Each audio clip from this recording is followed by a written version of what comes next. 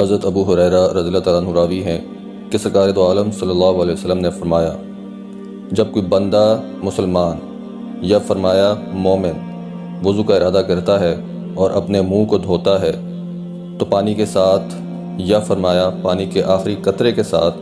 اس کے وہ تمام گناہ جن کی طرف اس نے اپنی آنکھوں سے دیکھا اس کے منہ سے نکل جاتے ہیں، یعنی جو گناہ آنکھوں سے ہوئے ہیں جھڑ جاتے ہیں۔ پھر جب دونوں ہاتھوں کو دھوتا ہے تو ہاتھوں کے تمام گناہ جن کو اس کے ہاتھ نے پکڑا تھا پانی کے ساتھ یا فرمایا پانی کے آخری قطرے کے ساتھ اس کے ہاتھوں سے خارج ہو جاتے ہیں، یعنی جو گناہ ہاتھ سے ہوئے ہیں جھڑ جاتے ہیں۔ پھر جب وہ دونوں پاؤں کو دھوتا ہے تو اس کے وہ تمام گناہ جن کی طرف وہ پاؤں سے چلا تھا پانی کے ساتھ یا فرمایا پانی کے آخری قطرے کے ساتھ نکل جاتے ہیں، یہاں تک کہ وہ گناہوں سے پاک ہو جاتا ہے۔ اور حضرت عثمان رضی اللہ تعالیٰ عنہ راوی ہیں کہ سرکار دو عالم صلی اللہ علیہ وسلم نے ارشاد فرمایا، جو مسلمان فرض نماز کا وقت آنے پر اچھی طرح وضو کرے اور نماز میں خشوع و رکوع کرے تو اس کی یہ نماز ان گناہوں کا کفارہ ہو جاتی ہے جو اس نے نماز سے پہلے کیے تھے، بشرط یہ کہ وہ گناہ کبیرہ نہ ہوں، اور ایسا ہمیشہ ہوتا رہتا ہے، یعنی وہ نماز جو گناہوں کا کفارہ ہے کسی زمانے میں مخصوص نہیں ہے، یہ فضیلت ہر زمانے میں قائم رہتی ہے۔ اور حضرت عثمان رضی اللہ تعالیٰ عنہ کے بارے میں منقول ہے کہ انہوں نے ایک مرتبہ وضو کیا، چنانچہ انہوں نے پہلے اپنے ہاتھوں پر 3 مرتبہ پانی ڈالا، پھر 3 مرتبہ کلی کی اور ناک جھاڑی، یعنی ناک میں پانی دینے کے بعد ناک سن کی، پھر 3 مرتبہ منہ دھویا، پھر 3 مرتبہ اپنا داہنا ہاتھ کوہنی تک دھویا، یعنی کوہنی سمیت دھویا، پھر 3 مرتبہ اپنا بایاں ہاتھ کوہنی تک دھویا،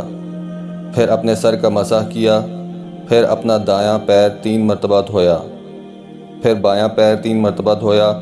اور پھر حضرت عثمان رضی اللہ تعالیٰ عنہ نے فرمایا، میں نے سرکار دو عالم صلی اللہ علیہ وسلم کو اسی طرح وضو کرتے دیکھا ہے جس طرح اب میں نے وضو کیا ہے۔ پھر فرمایا، جو شخص میرے اس وضو کی مانند وضو کرے، یعنی فرائض و سنن اور مستحبات و آداب کی رعایت کے ساتھ،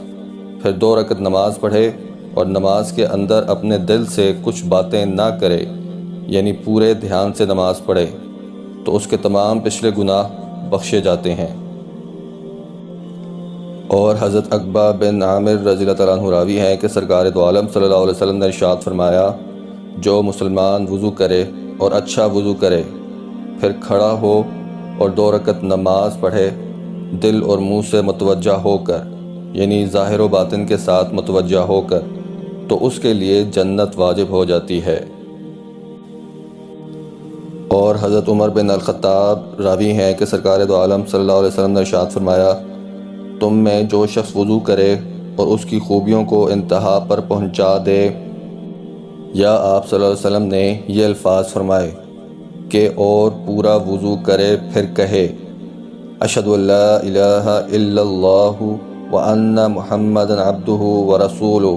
یعنی میں اس بات کی گواہی دیتا ہوں کہ خدائے واحد کے سوا کوئی عبادت کے قابل نہیں، اور محمد صلی اللہ علیہ وسلم خدا کے بندے اور خدا کے رسول ہیں۔ اور ایک روایت میں ہے کہ اس طرح کہے، اشہد ان لا الہ الا اللہ وحدہ لا شریک لہ واشہد ان محمدًا عبدہ ورسولہ، یعنی میں گواہی دیتا ہوں اس بات کی خدائے واحد کے سوا کوئی عبادت کے قابل نہیں، وہ اکیلا ہے، کوئی اس کا شریک نہیں، اور شہادت دیتا ہوں اس بات کی کہ محمد صلی اللہ علیہ وسلم خدا کے بندے اور خدا کے رسول ہیں، تو اس کے لیے جنت کے 8 دروازے کھول دیے جاتے ہیں، جس دروازے میں سے اس کا جی چاہے جنت میں داخل ہو۔ حضرت ابو ہریرہ رضی اللہ تعالیٰ عنہ راوی ہیں کہ سرکار دو عالم صلی اللہ علیہ وسلم نے ارشاد فرمایا، قیامت کے روز میری امت اس حال میں پکاری جائے گی کہ وضو کے سبب سے ان کی پیشانیاں روشن ہوں گی اور اعضاء چمکتے ہوں گے، لہذا تم میں سے جو شخص چاہے کہ وہ اپنی پیشانی کی روشنی کو بڑھائے تو اسے چاہیے کہ وہ ایسا ہی کرے۔ اور حضرت ابو ہریرہ رضی اللہ تعالیٰ عنہ راوی ہیں، سرکار دو عالم صلی اللہ علیہ وسلم نے ارشاد فرمایا، جنت میں مومن کو زیور وہاں تک پہنچے گا جہاں تک وضو کا پانی پہنچے گا۔